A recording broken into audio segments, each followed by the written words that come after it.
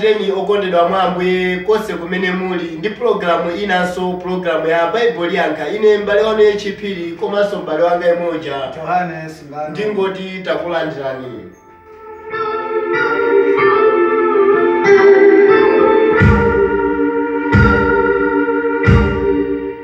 Mu programu ya Sabata latha tinalekezera panjira ndikhulupirira tikhala kupitiriza sichoncho mbale wanga. Mwina tena aiwala kapena programu imene inalusa ndiye tiyembekezaso mutafunsa funso lina kawiri. Zikomo kwambiri mbale wanga. Last week tinasira pafunso imene munanena kuti wiki ino tizayambire toneneko muzayankhe funso limene ndiye ndichitabe molibwereza amene mwafotokozera. Funso linalona kuti kodi Baibulo limazisusa chifukwa pali mphekesera zimene anthu amatha kunena kuti Baibulo limatha kuzisusa. Ndiye timafuna anthu omvera ndina amene tiziona kuti Baibulo limazisusa.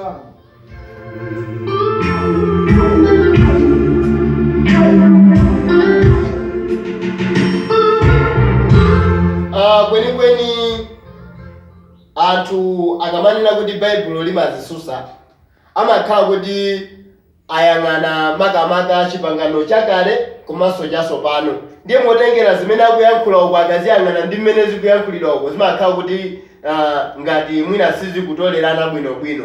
Koma wamkulu wa chipangano chatsopanocho amene ali Yesu Khristu ananena kuti sindinabwere ine kuzasusana ndi malemba kapena ndi aneneri koma ndabwera kuzakwaniritsa. Choncho Baibulo likukana kuti silimasusana. Mateyu 5 verse ya 17 silimasusana.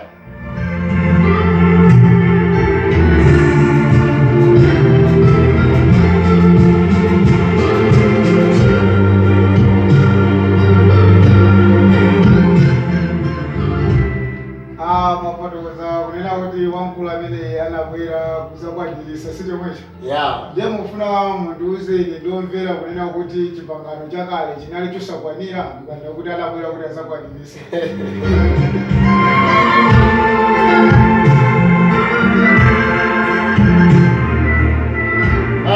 Mmene akunenera pamu titha kutero chifukwa Mateyu 5 verse ya 19 akuyankhulapo mokhala ngati akuwachepesa mawu. Mawu ang'ono kuwachepesa mawu.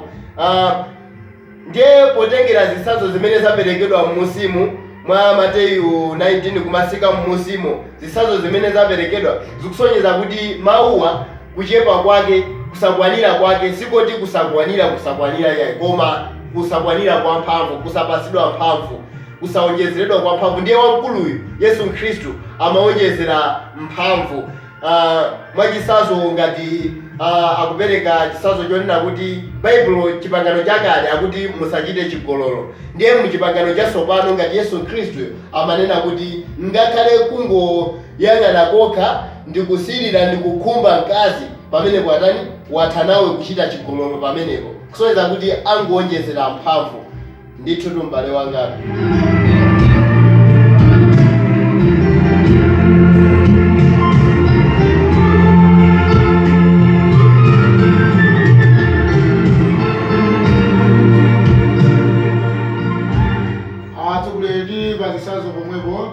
Tikalowa Baibulo ngoti machapter ena amene amalesa zokudya kapena amene amapanga point kumbali zokudya kuti tikhoza kudya izi tikhozanso izi osadya.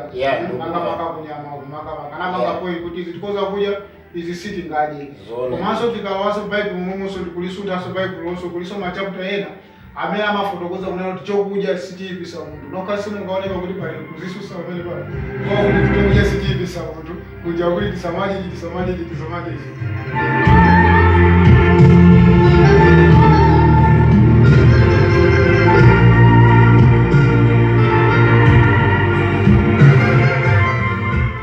Pali chifukwa pamenepo ndithu. Baibulo limanena muzifukwa. Mawu aliwonse analembedwa ndi cholinga.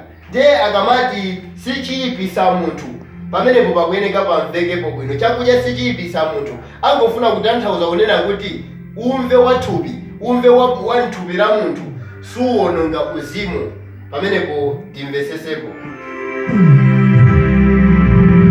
Levitiko 11 akulesa ndithu zakudya zina ngati makamaka nyama zina zoti sitikuyeneka kudya. Chikhalidwe cha Mulungu anazitenga kuti zinthuzi kudya ndi umve, ndipo amafuna kuti anthu ake asakhale ndi umve.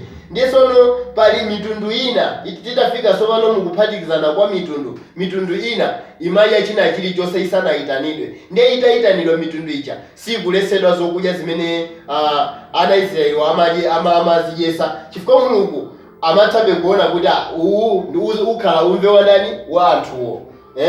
Ndiye ku Aroma chipangano cha tsopano imejo Aroma 14 verse ya 12 ndi kumene ku verse ya titonena kuti 1 kumasika mmusimo ndimene akunena kuti munthu adye chimene akutani, chimene akufuna kuti adye, kaya chotani bora ngati yeyo mtima mwake chamusangalasa atha kuyamika nacho kuti Ambuye zikomo munapanga nyama yokoma, chimenecho atha kutani, atha kudya.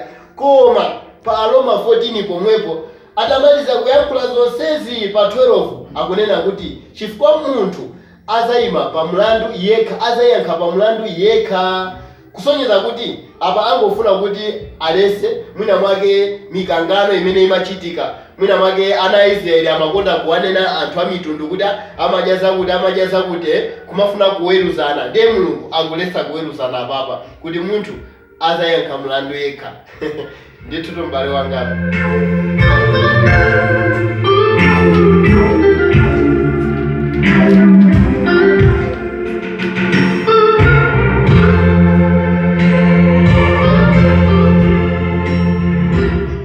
Ndithokoza kwambiri chifukwa cha mphulano ndipo ndamvesa kuti Baibulo silimazisusa. Kumalo mafana ngokupemphana kuti nanga mwauza ajani omvera azanga amenenso alali ndi maganizo kapena padakali pano alibe ndi maganizo oyena kuti Baibulo limalizani, Baibulo limazisusa. Mungapa siuthenga wanje makomo.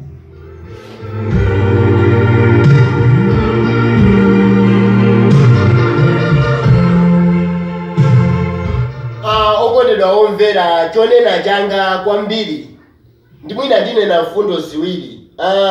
Yesu Khristu akuyesedwa ndi Satana Jerekezi mchipululu amagwirisa ntchito malemba. Koma Yesuyo pofuna kuti apyole m'mayesero amenewo amagwirisanso ntchito malemba.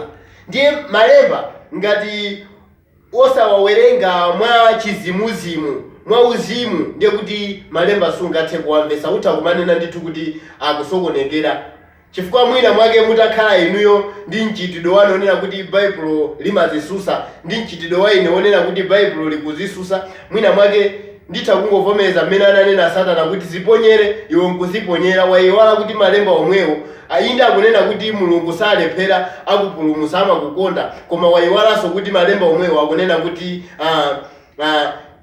usayese Mulungu. Ndiye pamafunika ndithu kuti tizipamvesesa bwinobwino pamenepopo. Yohane 16 verse ya 12 akukamba zakufunika kwa Mzimu Woyera. Tiyeni tizipemphera nokondedwa kuti Ambuye azitithandiza ndi Mzimu Woyera, Ambuye azitipasa Mzimu Woyera makamaka tikamawerenga malemba, komanso tikamamva anthu ena akuphunzitsa ndi kulalikira malemba. Ndithu m'bale wanga nditere choncho kwa anthu omvera.